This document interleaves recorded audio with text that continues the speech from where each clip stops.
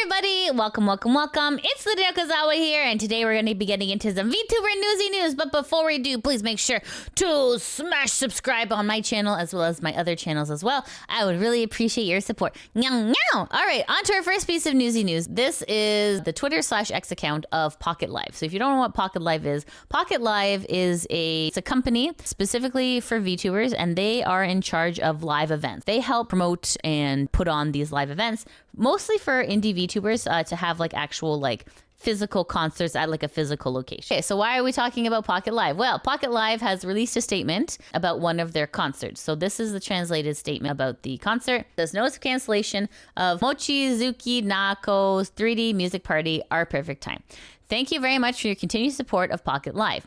We have planned to hold the Mochizuki Nako 3D Music Party, Our Perfect Time, on Saturday, August 17th, 2024, but due to the direct receipt of threatening emails threatening to blow up and kill the venue with the intent of disrupting the event, we have decided to cancel the event to ensure safety. After immediately consulting with the police and carefully considering the matter, we have come to this unavoidable decision. The threatening email was sent to the venue and did not specifically target this event, but we have decided to cancel the event, prioritizing the safety of the fans attending, their performers, and the on-site staff. We are very sorry to everyone who is looking forward to the event, and we offer our sincerest apologies. In response to the recent increase in threatening behavior towards event venues, we will further strengthen our security measures and make every effort to hold events safely. We will also work with investigative authorities to take necessary legal action against such behavior. We appreciate your continued understanding and support. So that's pretty scary, guys. It's like another bomb threat at a VTuber concert. This is happening a lot more than it should be, and it's a little bit concerning. I'm going to say it's very concerning. I'm not sure why this is happening a lot in Japan, but they're definitely making the right call. Pocket Live is definitely making the right call in canceling the concert, because what I've always said is that VTubing should not be a life-threatening profession. Definitely you do not want to get blown up at a concert. This is very scary, very serious, and Pocket Live absolutely made the right call to keep everyone safe. So it does suck that the concert's canceled. However, safety is number one priority, and so they are making the right call. Thank goodness. All right, on to our next piece of newsy news. So this one's a little bit complex. Just follow with me if you can. This is Ike Eveland. Ike is a male English virtual YouTuber affiliated with Nijisanji's Fourth Wave Lexium.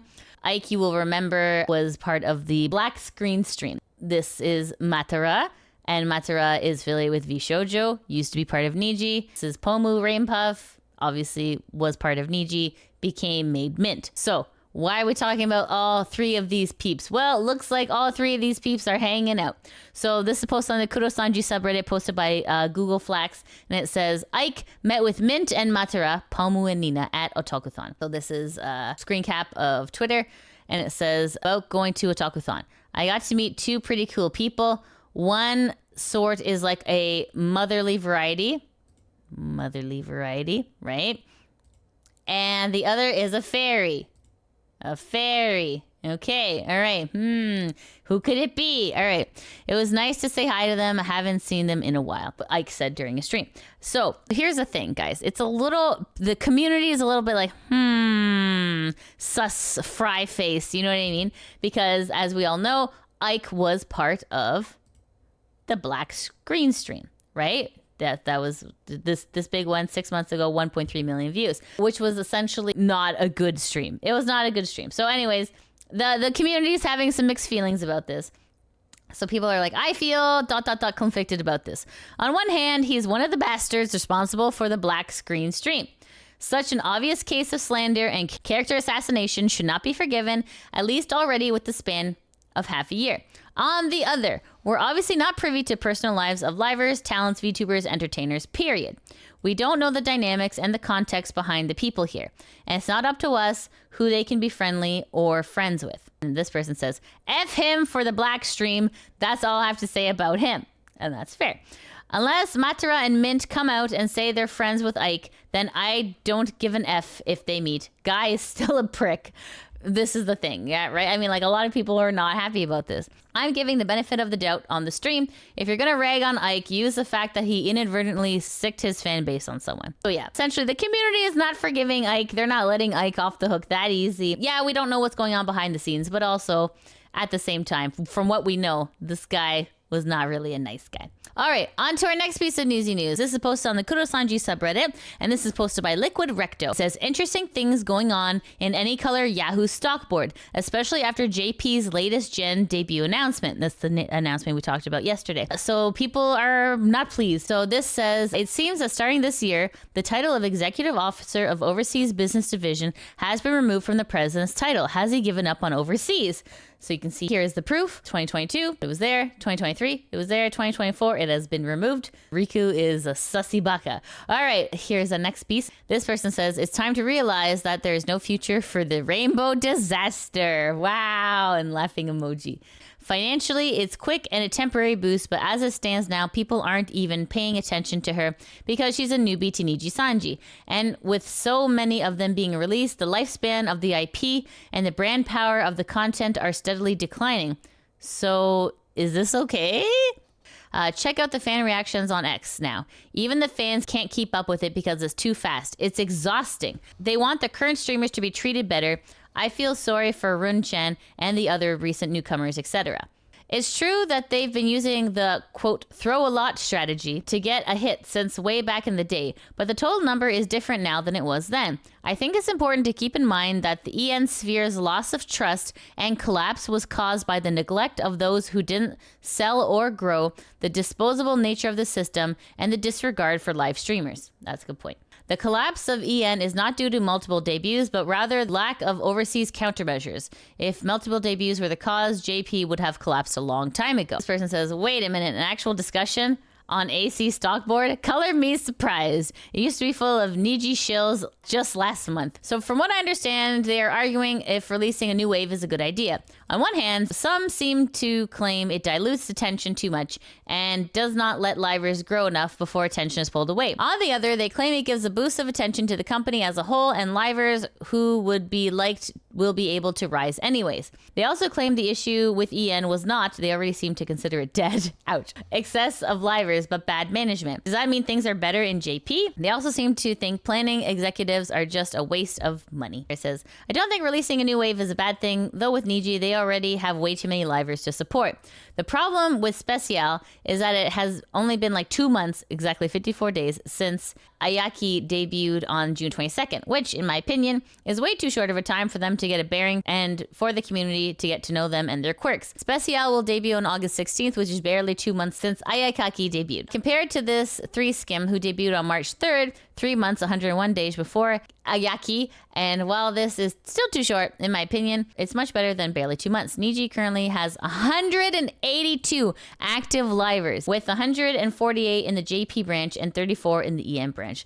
That is a lot of employees to keep track of, and obviously they are not doing a good job. All right, on to our next piece of newsy news. This is Ver Vermillion. Ver Vermillion is a male English virtual YouTuber affiliated with Nijisanji's 7th Wave XCL. We've been talking about XCL a lot lately. Why are we talking about Ver Vermillion? Well, this is a video. It says Ver Vermillion speaks up about Hex's graduation and fans that told him not to interact with Hex further. So that would be the NIJISISTERS. Okay, let's hear what Ver has to say about that as well. But there's also so many other things that happen, especially among XLA. Fun little topic of today: the state of XLA and why we're burning down. Just kidding. Hex announced his graduation, right? I love the guy. Serious talk here. I actually got from an anonymous source. I'm not going to name them. I got basically a message saying something about how I shouldn't interact with Hex anymore. They're like, we love you very much. We support you a lot. We're saying some wild things like, you know, when Hex calls you a brother, like we don't know if he actually means that or anything. I want to try to be believing. And I'm sure in their head they meant well. And I'm not blind. I'm not a blind person. I know that there was a couple things happening in the community that was, I think chat knows as well. And I'm not going to put any more focus on it, but it was definitely something. And I could see why there's concern. But I guess what I want to say is Hex has genuinely been nothing but kind to me. So bye Hex, nice knowing you. It's not going to be the same. I'm going to be honest, when we first lost our first member, I'm not going to lie, it was going to hurt. I always do feel like we would have been better off with 6 people. The thing is, while Koto was on break, I was kind of scared that she wasn't going to come back. I thought she wasn't going to come back, I'm not going to lie. So I was a little nervous about that because then it would just be video of XLA and I wasn't sure what I was going to do. Then I think for me, Kotoka returning does mean a lot. For me, when Koto was on hiatus, I did feel a little down. When Hexer announced his graduation, that sucked. I was down for a while. I was like hella depressed. It's very much seemed like my world that I really appreciated, really enjoyed being in, was falling apart. For me, I gave up a lot to be part of Nijisanji. And that's why when I saw everything breaking apart, I felt like my life was falling apart. I just wish it wasn't wasn't like this because what has happened has hurt so many of us that not many people are truly aware of. I think that's why, for me, Koto returning was big because I'm sure Koto was also going through it. And I feel like if she never came back, I would have kind of lost hope. If Koto didn't come back, I feel like that would have meant, I see. This place I knew and loved, I think that's it. The place I knew and loved is no longer here. What are we to infer from that? Yeah, essentially the NIJI sisters like, you're not allowed to talk to Hex anymore. And Ver's like, yeah, whatever, I'm going to talk to Hex and support him anyway. So we've been talking about this before. It's a bit of a toxic fan base over there at Nijisanji. When a coworker leaves, you know, you're not like, you're dead to me, bro. I mean, like, you say it in joking. You say it like, ha ha ha, enjoy your life at your new job, ha ha ha. But you're not like, don't ever talk to me again. I mean, eventually, unfortunately, life happens and you know, eventually drift out of contact with people. Sometimes because work is sometimes the only thing you have in common with these people. But I feel like VTubing is a little bit of a different industry. So I feel like even if Hex does leave, Ver will still talk to Hex. So yeah, it's just a little bit strange, like these threatening emails, like, don't you dare talk to Hex anymore. He's dead to us now that he's graduating. It's a little bit bizarre behavior. Anyways, on to our next piece of newsy news. Speaking of Matara-kun, Matara made 200K subscribers on YouTube. Woo! Which is awesome. This is really great news for her. This is wonderful. It's always good to go support your Oshi if you can. Meow, meow. Congratulations, Matara. Well done. On to our next piece of newsy news. This is funny. Dokibird talks about her meme at AnyRevo 2024. Okay, so let's just take a listen. Yeah. You're still together. We're mad. You know, that video has like 6 million views now. Whoa! It got so big that I heard that people were posting it in Facebook. That's what you can find a GIF of a reaction on Twitter GIFs, which is really crazy. And like, it got translated in so many different languages. No! Different countries know about this poor man. Oh no! Like not even to 3K people now. It's to like millions of people. Ooh!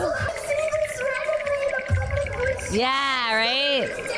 dead. Crazy. Yeah, poor guy. I hope he one day finds his Apex's girl. I can't believe that clip is blown up. That is absolutely incredible. And pretty lols. All right, on to our next piece of newsy news. This is Pochi Wanmaru. So this one's going to take some explaining. All right, Pochi Wanmaru was part of Idol EN's first gen. Remember, Pochi had some problems with Idol payouts during the Donathon.